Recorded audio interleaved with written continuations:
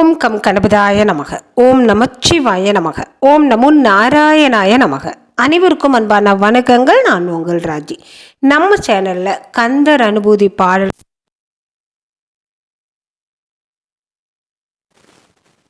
கொடுக்குங்க.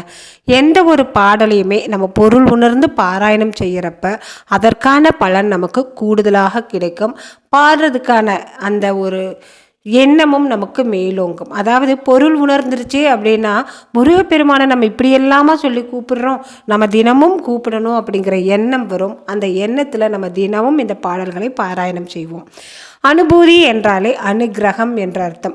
முருகப்பெருமானுடைய அனுகிரகத்தை பெறணும் அப்படின்னா கந்தர் அனுபூதியை நம்ம 4 வரியாவது பாராயணம் செய்வது நல்லதுங்க. முருகன் ஒருவனை வழிபாடு செய்தாலே மும்மூர்த்திகளை வழிபாடு செய்த பலன் நமக்கு கிடைக்கும். வாங்க பாடல் 5ஐயும் அதற்கான விளக்கத்தையும் பார்க்கலாம். கந்தர் அனுபூதியை நம்ம பாராயணம் செய்கிறப்ப பாடலாகவும் சொல்லலாம், செய்யுளாகவும் சொல்லலாம். செய்யுளா சொல்றது எப்படி அப்படிங்கிறத இப்போ பார்க்கலாம். மகமாயையை களைந்திட வல்லபிரான் முகமாறும் மொழிந்து தொழிந்திலேனே அகம்மாடை மடந்தையர் என்றையரும் சகமாயையுள் நின்று தயங்குவதே. இதை பாடலா எப்படி பாடுறது அப்படிங்கிறத பார்க்கலாம்.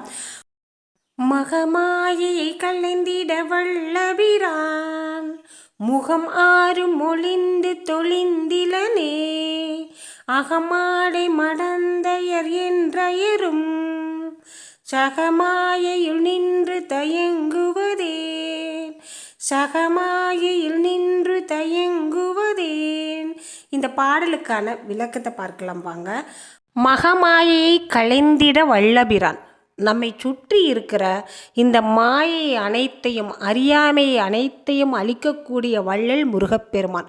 மாயாஜாலங்களை காட்டக்கூடிய பத்மசூரனை அழித்த முருகப்பெருமானுக்கு நம்ம கிட்ட இருக்கிற இந்த ஆணவத்தையும் அகங்காரத்தையும் கோபம், குரோதம், லோபம், மதம், ஆச்சரியம் என்னும் இந்த 6ஐயும் அழிக்க முடியாதா? நிச்சயமாக அழிக்க முடியும். முருகப்பெருமானை கூப்பிட்டா நம்மகிட்ட இருக்கிற கெட்டதை அனைத்தையும் அழிக்கக்கூடிய வள்ளலாக திகழ்கிறார் முருகப்பெருமான். முகம் ஆறும் மொழிந்து தொழிந்திலேனே. முருகப்பெருமான் எப்படி அவதாரம் எடுத்தார்? 6 முகம் கொண்டு அவதாரம் எடுத்தார். 6 முகமும் 12 கைகளும் 12 கண்களும் கொண்டு நம்மை காப்பதற்காக, அசுரர்களை அழிப்பதற்காக அவதாரம் எடுத்தார். முருகப்பெருமான் எப்படி தோன்றினார்? சிவபெருமானின் நெற்றிக் கண்ணில் இருந்து தோன்றினார்.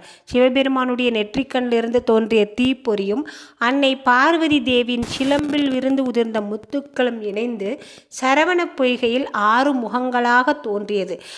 அன்னை பார்வதி தேவி சிவபெருமானின் அருளால் 6 முகத்தையும் ஒரு முகமாக்கி தன்னிடம் உள்ள சக்தியை எல்லாம் ஒன்று திரட்டி வேலாக மாற்றி முருகப்பெருமானுக்கு வெற்றி வேலை வழங்கி அசுரர்களை அழித்து தேவர்களையும் மானிடர்களையும் காப்பதற்காக முருகப்பெருமானுக்கு அவதாரத்தை கொடுத்தாங்க.